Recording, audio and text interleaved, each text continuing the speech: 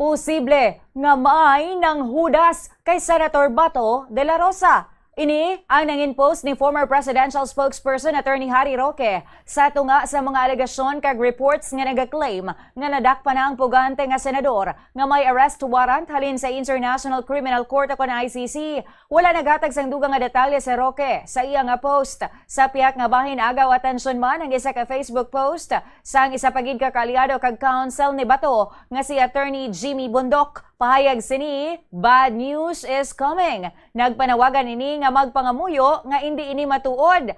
Kag para suno sa iya sa ikaayos ang nasyon. Nanging cryptic ang mga post bangod-dungan ini sa alegasyon nga nadakpan na si Bato. Apang suno kay Attorney Israelito Torion nga abogado man ni Bato, lain ang buot silingon ni Attorney Bundok kag bangod madamo na ang nagalibog ang ulo sa iya nga post, ginpanas na lang niya ini agud hindi mabutungan o kun mabutangan sang iban nga kahulugan. Gininsister man ni Torion nga hindi matuod ang reports. Suno sa iya wala siya sa nabaton nga tawag halin sa iya kliyente ukon halin sa iya nga pamilya. Ginsiling sini nga ulihin niya nakitaan si De La Rosa sa natabo ang Senate shooting sa Mayo 13 kag wala siya sang ihibalo suno sa iya kun sa diin ini subong.